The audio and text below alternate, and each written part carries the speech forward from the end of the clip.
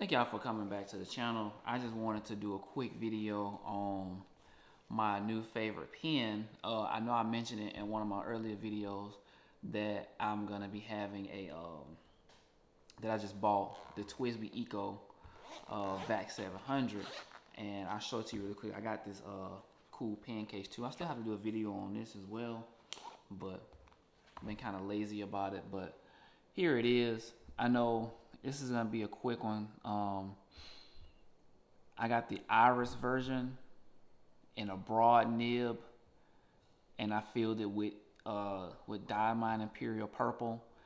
And I don't want to end up talking your head off about it, but I just want to go over some features about it that make this pen a unique pen, a very cool pen, and actually like just in the, as they say, like in the realm of fountain pens, like rare in general. Vacuum filling pens are very, I don't want to say a very rare, but they're rare.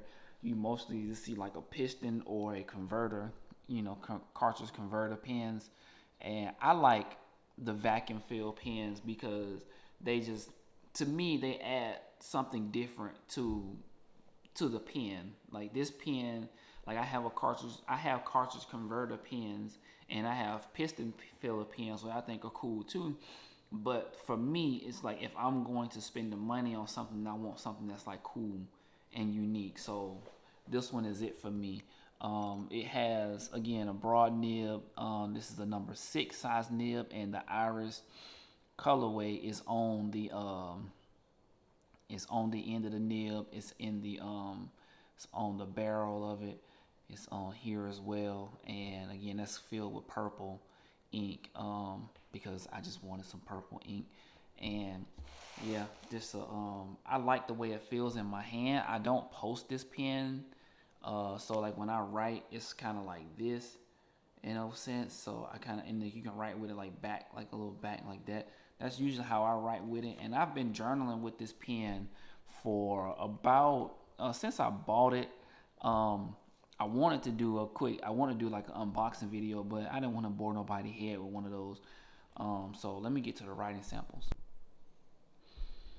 And as far as writing samples go, this is just my test page that I use. So I'll put it up here so everybody can see. So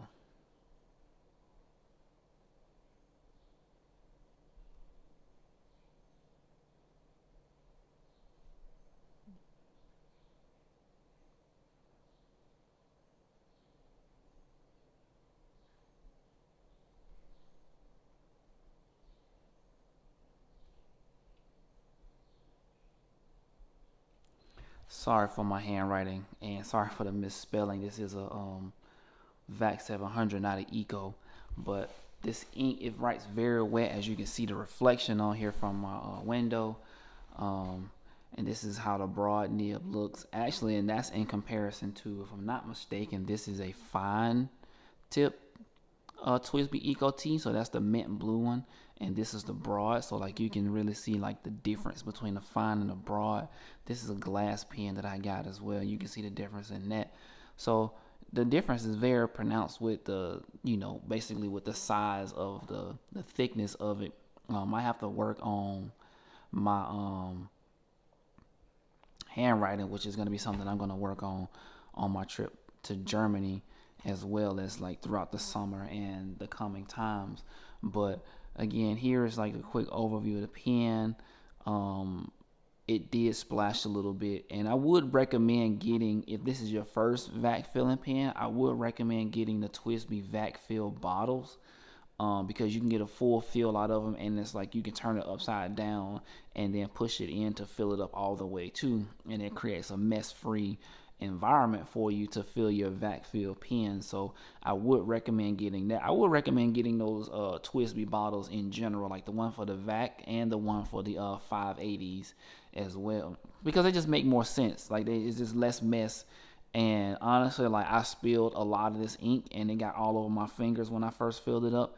And it's just a good starter way to go about doing things.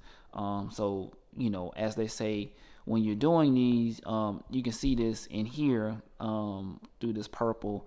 When you unscrew this, the plunger, you can see some of the ink just is spilled out a little bit from here too.